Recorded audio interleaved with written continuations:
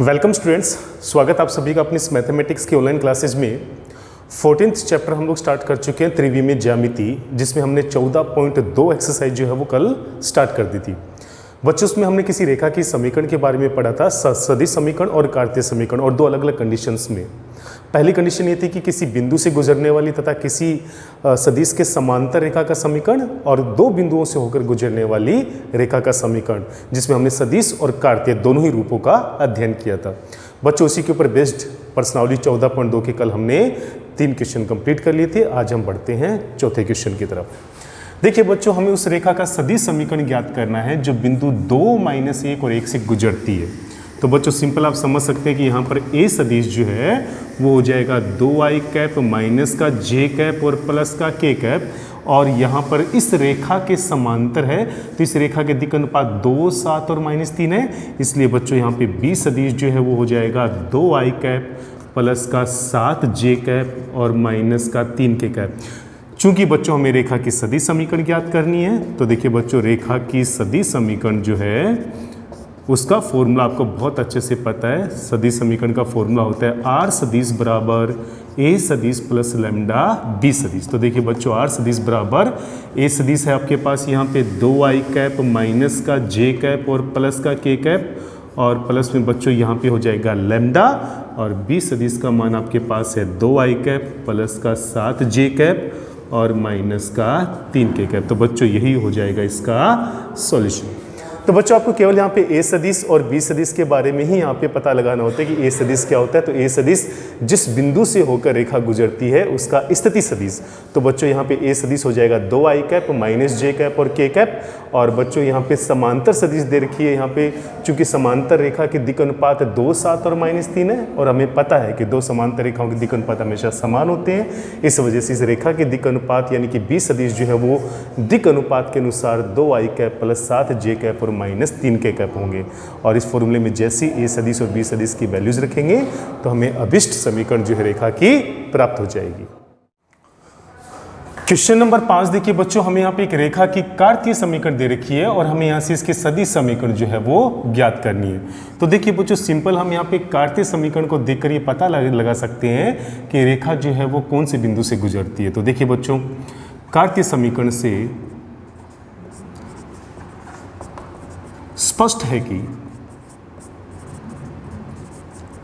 जो रेखा है वो 5, -1 और +6 से होकर गुजरती है। कौन से बिंदु से होकर गुजरती है?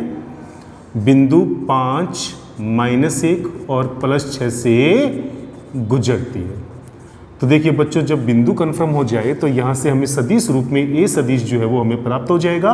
तो यहाँ पे ए सदिश हो जाएगा 5i कैप माइनस का j कैप और प्लस का 6k कैप, तथा आप देख सकते हैं कि यहाँ पे कार्तीय रूप में जो रेखा के समीकरण इसके दिक् अनुपात 3, 7 और 2 हैं, तथा रेखा के जो दिक् अनुपात हैं, रेखा के दिक् अनुपात जो है वो 3, 7 व -2 है। तो बच्चों इस दिक् अनुपात की सहायता से हम यहाँ पे बी सदिश प्राप्त कर सकते हैं जो कि 3i कैप प्लस का 7j कैप और माइनस का 2k कैप हो जाएगा। तो बच्चों जब ए सदिश और बी सदिश आ जाए तो सदिश रूप के अंदर किसी भी रेखा का समीकरण जो होता है वो आर सदिश बराबर ए सदिश प्लस लैम्डा बी सदिश के रूप में होता है। तो देखिए बच्चों यहाँ पे आर सदिश बराबर ए सदिश अपने पास है 5i कैप माइनस का j कैप और प्लस का 6k कैप, और प्लस लैम्डा बी सदिश जो है बच्चों वो हमें यहाँ पे दिया गया है 3i कैप प्लस का 7j कैप और माइनस का 2k कैप। तो बच्चों यही होगा इसका सॉल्यूशन। तो ये कार्तीय रूप था और ये समीकरण का सदिश रूप है। तो कार्तीय रूप को सदिश रूप में और सदिश रूप को कार्तीय रूप में कन्वर्जन करना हमें आना चाहिए। तो बच्चों बढ़ते हैं नेक्स्ट क्वेश्चन की तरफ। क्वेश्चन नंबर 6 देखिए बच्चों, हमें यहाँ पे दिया हुआ रेखा का कार्तीय समीकरण हमें ज्ञात करना है जो कि बिंदु 1, 2, 3 से होकर गुजरती है। तो देखिए बच्चों अगर कोई भी रेखा बिंदु 1, 2, 3 से होकर गुजरती है तो हमें x1, y1, z1 के स्थान पे 1, 2 और 3 रखना पड़ेगा। तो देखिए बच्चों उसके बाद हमें चाहिए होते दिक् अनुपात। दिक् अनुपात बच्चों हम इस रेखा से प्राप्त होंगे, चूंकि दी गई रेखा जो है वो इस रेखा के समांतर है। तो यहाँ पे लेकिन बच्चों इस रेखा को जो है हमें सबसे पहले व्यापक रूप में अरेंज करना पड़ेगा, क्योंकि यहाँ पे दी गई रेखा जो है वो व्यापक रूप में अरेंज नहीं है, क्योंकि व्यापक रूप होता है x माइनस x1 बट्टे a, y माइनस y1 बट्टे b बराबर z माइनस z1 बट्टे c। कहने का मतलब z का गुणांक 1 होना चाहिए, यहाँ पे x का गुणांक नेगेटिव नहीं होना चाहिए। तो हमें सबसे पहले इस समीकरण को व्यापक रूप में कन्वर्ट करना पड़ेगा। तो देखिए बच्चों यहाँ पे रेखा माइनस एक्स प्लस 2 बट्टे 1 बराबर वाई प्लस 3 बट्टे 7 बराबर 2z माइनस 6 बट्टे 3 को व्यापक रूप में व्यवस्थित करने पर देखिए बच्चों क्या आएगा यहाँ पे माइनस का चिन्ह हम कॉमन लेंगे तो ये x माइनस 2 हो जाएगा और वो माइनस का चिन्ह चला जाएगा नीचे, तो बट्टे में -1 आएगा। तो यहाँ पे x माइनस x1 बट्टे a का रूप जो है वो नजर आएगा। ये यूँ कहिए बच्चों हमने यहाँ से माइनस का चिन्ह अभी बाहर कॉमन ले लिया। इसमें बच्चों कोई भी प्रॉब्लम नहीं है, बिल्कुल सही तरह से अरेंज की हुई इक्वेशन है। और यहाँ पर जैसे मैं 2 कॉमन लेता हूँ बच्चों ये z माइनस 3 बट्टे 3 हो जाता है, या बच्चों यहाँ पे आ जाएगा x माइनस 2 बटे, अब आप इस माइनस को नीचे लेके आएंगे तो ये -1 हो जाएगा। इस पार्ट में कहीं कोई प्रॉब्लम नहीं है। और यहाँ पर ये 2 जो है वो बट्टे के बट्टे में आएगा, तो ऊपर z का गुणांक जो है वो 1 हो जाएगा। तो बच्चों बट्टे में हो जाएगा यहाँ पे 3 बट्टे 2। रूल के मुताबिक बच्चों आप हमेशा याद रखेंगे दिक् अनुपात जो है वो कभी भी इस तरह से बट्टे में नहीं आना चाहिए, फ्रैक्शन के फॉर्म में नहीं आना चाहिए। अगर मैं इस पूरे हर को 2 से गुणा कर दूँ तो ये फ्रैक्शन वाला फॉर्म जो है वो यहाँ से हट जाएगा। तो देखिए बच्चों यहाँ पे आ जाएगा x माइनस 2 बट्टे -1, माफ़ कीजिए 2 से गुणा करेंगे तो ये हो जाएगा यहाँ पे माइनस का 2, ये हो जाएगा y प्लस 3 बट्टे 7 दूआ 14 और ये हो जाएगा z माइनस 3 बट्टे 3। तो बच्चों यहाँ पे जो रेखा के अतः अभिष्ट रेखा के जो दिक् अनुपात हैं अब -2, 14 और 3 होंगे। अतः अभिष्ट रेखा के जो दिक् अनुपात है वो बच्चों यहाँ पे -2, 14 व 3 होगी। तो देखिए बच्चों रेखा की समीकरण, अतः रेखा की कार्तीय समीकरण। तो बच्चों रेखा की जो कार्तीय समीकरण है वो क्या हो जाएगी x माइनस x1। तो x1 बच्चों इस बिंदु को बोलेंगे यहाँ पे, तो यहाँ पे x1 के स्थान पे आएगा 1, x माइनस x1 बट्टे a के स्थान पे आएगा -2, y माइनस y1 क्योंकि y1 के स्थान पे बिंदु 2 आएगा, बट्टे में आएगा b का मतलब हो गया 14 और यहाँ आएगा z माइनस 3 बट्टे c यानी कि 3। तो बच्चों यहाँ पे दिक् अनुपात -2, 14 और 3 का इस्तेमाल करेंगे और x1, y1, z1 के स्थान पे ये बिंदु 1, 2, 3 रखेंगे। तो बच्चों हमें इस प्रकार से रेखा की कार्तीय समीकरण जो है वो प्राप्त हो जाएगी। तो बच्चों इसमें नया क्या है, इसमें आपको इतना ही ध्यान रखना है कि यहाँ पे अब तक गलती से भी आप यहाँ पे दिक् अनुपात 1, 7 और 3 मत ले लेना, क्योंकि यहाँ पे जो रेखा दी गई है वो व्यापक रूप में अरेंज नहीं है। व्यापक रूप होता है x माइनस x1 बट्टे a, y माइनस y1 बट्टे b, z माइनस z1 बट्टे c। एक बार जब रेखा की समीकरण व्यापक रूप में अरेंज हो जाती है तो उसके बट्टे में जो वैल्यूज आती है वो दिक् अनुपात कहलाते हैं और उन्हीं दिक् अनुपात का इस्तेमाल हम रेखा की समीकरण को प्राप्त करने में करते हैं। तो बच्चों इस क्वेश्चन को आप थोड़ा ध्यान से समझना और इसमें बिल्कुल भी लापरवाही नहीं होनी चाहिए। चलिए बच्चों बढ़ते हैं क्वेश्चन नंबर 7 की तरफ। क्वेश्चन नंबर 7 देखिए बच्चों काफ़ी इंपॉर्टेंट क्वेश्चन है। इसमें आपको 2 पार्ट निकालने होंगे। इसमें सबसे पहले आपसे बताया गया कि यहाँ पे ABCD जो है वो एक समांतर चतुर्भुज है जिसमें A के निर्देशांक है 4, 5, 10, B के निर्देशांक है 2, 3 और 4 और C के निर्देशांक है 1, 2 और -1 और D के निर्देशांक आपको ज्ञात करने हैं। तो बच्चों सबसे पहला काम जो है वो हम यहाँ पे समांतर चतुर्भुज में शीर्ष D के निर्देशांक ज्ञात करेंगे। उसके बाद आपसे पूछा गया यहाँ पे AB सदिश और AB रेखा और BC रेखा के सदिश और कार्तीय समीकरण आपको ज्ञात करने हैं। तो देखिए बच्चों 2 तरह के क्वेश्चन आपको इस सवाल में देखने को मिलेंगे। तो सबसे पहले तो हम ABCD जो समांतर चतुर्भुज हमें दिया गया है इसमें हम चौथे शीर्ष यानी कि D के निर्देशांक प्राप्त करेंगे। तो बच्चों मैंने यहाँ पे मान लिया कि D के निर्देशांक जो है वो x, y, z है। बच्चों आप इस क्वेश्चन को ध्यान से समझिएगा हम किस प्रकार से यहाँ पे D के निर्देशांक ज्ञात करेंगे। चूंकि ABCD एक समांतर चतुर्भुज है, अतः इसके विकर्ण, इसकी प्रॉपर्टीज क्या होती है बच्चों, अतः इसके विकर्ण AC तथा BD परस्पर समद्विभाजित करेंगे, समद्विभाजित करेंगे।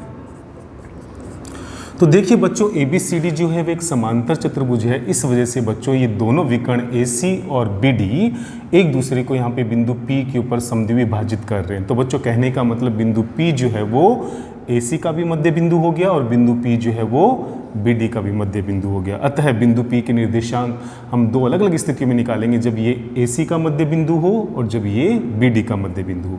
तो देखिए बच्चों यहाँ पे बिंदु P के निर्देशांक, बिंदु P के निर्देशांक कब, जब यह रेखा AC का मध्य बिंदु हो, AC का मध्य बिंदु हो। तो देखिए बच्चों यहाँ पे रेखा AC का मध्य बिंदु हो तो किस प्रकार से मध्य बिंदु का फॉर्मूला क्या होता है? मध्य बिंदु का फॉर्मूला होता है बच्चों यहाँ पे x1 प्लस x2 बटे 2, x1 प्लस x2 बटे 2, y1 प्लस y2 बटे 2 और z1 प्लस z2 बटे 2। तो देखिए बच्चों इस फॉर्मूले से हम लोग यहाँ पे क्या करेंगे, x1 प्लस x2 बटे 2 तो 4 प्लस 1 5 यानी ये हो जाएगा 5 बटे 2। इसी प्रकार 5 प्लस 2 यानी कि ये हो जाएगा 7 बटे 2। 10 माइनस 1 यानी बच्चों ये हो जाएगा यहाँ पे 9 बटे 2। अब देखिए बच्चों यहाँ पे बिंदु P के निर्देशांक हमने उस कंडीशन में निकाले हैं जब ये AC का मध्य बिंदु हो और अब हम निकालेंगे जब ये BD का मध्य बिंदु हो। तो देखिए बच्चों सेम कंडीशन, बिंदु P के निर्देशांक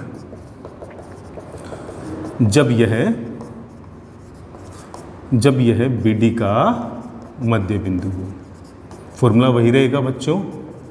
तो देखिए बच्चों यहाँ पे इस स्थिति में बिंदु P के निर्देशांक क्या आएंगे, 2 प्लस x बटे 2, फॉर्मूला वही यूज करेंगे x1 प्लस x2 बटे 2, 3 प्लस y बटे 2, 3 प्लस y बटे 2 और 4 प्लस z बटे 2, 4 प्लस z बटे 2। तो देखिए बच्चों हमने यहाँ पे दोनों ही स्थितियों में बिंदु P के निर्देशांक ज्ञात कर लिए। अब चूंकि बिंदु P जो है वो दो अलग अलग बिंदु नहीं होकर एक ही बिंदु है, अतः इसके जो कोरस्पॉन्डिंग जो कोऑर्डिनेट है, जो संगत निर्देशांक है, x निर्देशांक x के बराबर होगा, y निर्देशांक y के बराबर होगा और z निर्देशांक z के बराबर होगा। तो देखिए बच्चों यहाँ पे x निर्देशांक यानी कि 2 प्लस x बटे 2 जो है वो 5 बटे 2 के इक्वल होगा। तो देखिए बच्चों यहाँ से बटे 2 से बटे 2 कटेगा तो यहाँ पे 2 प्लस x बराबर आएगा 5, जहाँ से x की वैल्यू 5 में से 2 घटाएंगे तो हमें 3 प्राप्त होगी। इसी प्रकार बच्चों यहाँ पे 3 प्लस y बटे 2 जो है वो y निर्देशांक यानी कि 7 बटे 2 के बराबर होगा। यहाँ पर भी बटे 2 से बटे 2 कैंसिल हो जाएगा तो यहाँ पे आएगा 3 प्लस y बराबर में 7, तो यहाँ से y की वैल्यू 7 माइनस 3 यानी कि 4 प्राप्त होगी। और तीसरा निर्देशांक देखिए 4 प्लस z बटे 2 जो है बच्चों वो 9 बटे 2 के बराबर होगा, जहाँ से 4 प्लस z जो है वो 9 के बराबर आएगा और z की वैल्यू 9 माइनस 4 यानी कि 5 आएगी।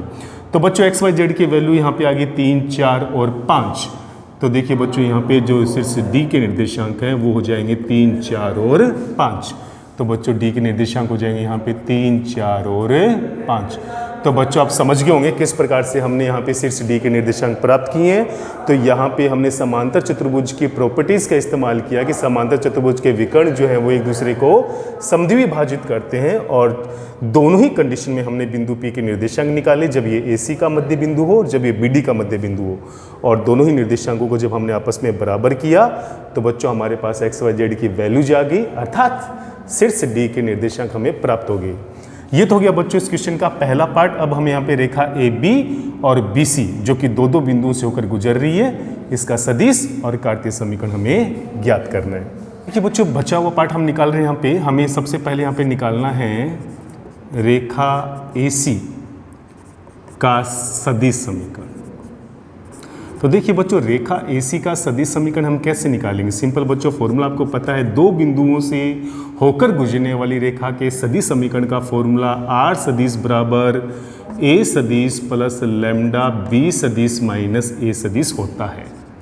तो बच्चों यहाँ पे जो ए सदिश है, यहाँ पे जो ए सदिश है वो पहले बिंदु के स्थिति सदिश को बोलते हैं। तो पहला बिंदु ए होगा, तो ए के निर्देशांक 4, 5, 10 है, इस वजह से ए सदिश हो जाएगा 4i cap plus 5j cap और प्लस का 10k कैप। और बच्चों बी सदिश जो है वो दूसरे बिंदु का स्थिति सदिश यानी कि 2i cap plus 3j cap और प्लस का 4k कैप होगा। तो देखिए बच्चों यहाँ पे आएगा आर सदिश बराबर ए सदिश, ए सदिश के स्थान पे वैल्यू आ जाएगी बच्चों यहाँ पे 4i कैप प्लस का 5j कैप और प्लस का 10k कैप और प्लस में आएगा लेमडा। बी सदिश आपके पास यहाँ पे है b माइनस ए, यानी बी सदिश में से ए सदिश को माइनस करना है। तो 2i कैप में से 4i कैप माइनस करेंगे तो माइनस का 2i कैप, 3j कैप में से 5j कैप माइनस करेंगे तो माइनस का 2j कैप और 4k कैप में से 10k कैप को माइनस करेंगे तो माइनस का 6k कैप। तो बच्चों यहाँ पर ये सदिश समीकरण प्राप्त हो चुकी है। अगर आप चाहो तो यहाँ से -2 कॉमन लेकर उसको लैम्डा के अंदर मिला सकते हो, आप इसको लैम्डा 1 ले सकते हो। तो बच्चों उसका थोड़ा सा संशोधित रूप ये भी हो सकता है 4i cap plus 5j cap plus का 10k कैप और -2 बाहर कॉमन लेकर इस अचर राशि से मिलकर ये एक नई अचर राशि लैम्डा बना लेगा। तो अंदर i cap plus j cap और प्लस का 3k कैप के रूप में भी आपको ये समीकरण प्राप्त हो सकती है। तो बच्चों ये तो होगी इसकी सदिश समीकरण। अब हम बात करें इसके कार्तीय समीकरण की। तो देखिए बच्चों यहाँ पे जो कार्तीय समीकरण का फॉर्मूला होता है,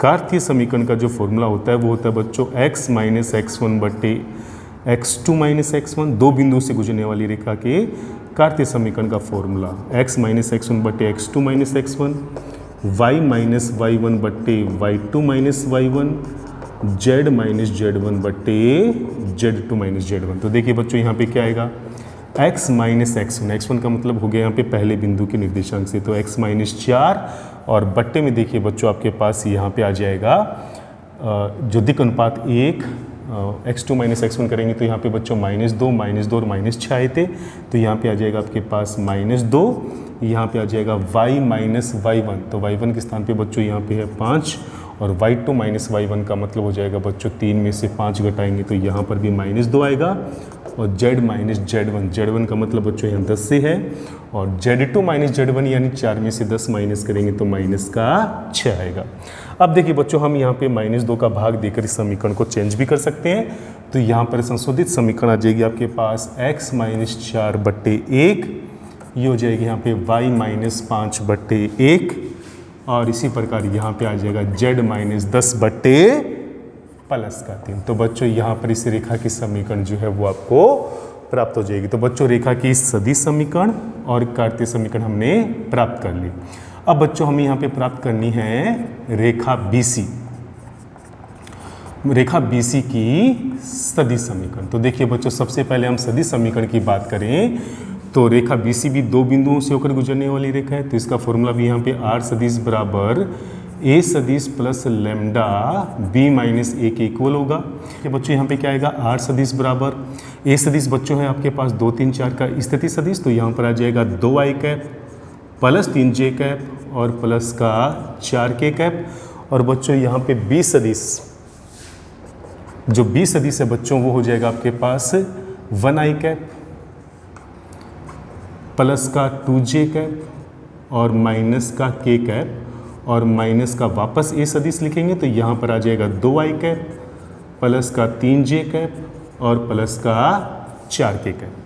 तो देखिए बच्चों आपके पास यहाँ पर आ जाएगा 2i कैप प्लस का 3j कैप और प्लस का 4k कैप और प्लस में देखिए बच्चों यहाँ पे लेमडा के साथ अंदर है आपके पास i कैप में से 2i कैप घटाएंगे माइनस i कैप, आगे आएगा आपके पास माइनस का j कैप और माइनस k कैप और माइनस 4k कैप जो है वो माइनस का 5k कैप आएंगे। तो बच्चों यहाँ पे r सदिश आ जाएगा आपके पास 2i कैप प्लस का 3j कैप और प्लस का 4k कैप और यहाँ से माइनस का चिन्ह बाहर कॉमन निकालकर आप इसको लेमडा के साथ इंक्लूड कर सकते हैं। तो यहाँ पर लेमडा 1 लेकर मैं यहाँ पे नया अचर लेमडा मान लेता हूँ जो कि माइनस लेमडा 1 के इक्वल होगा।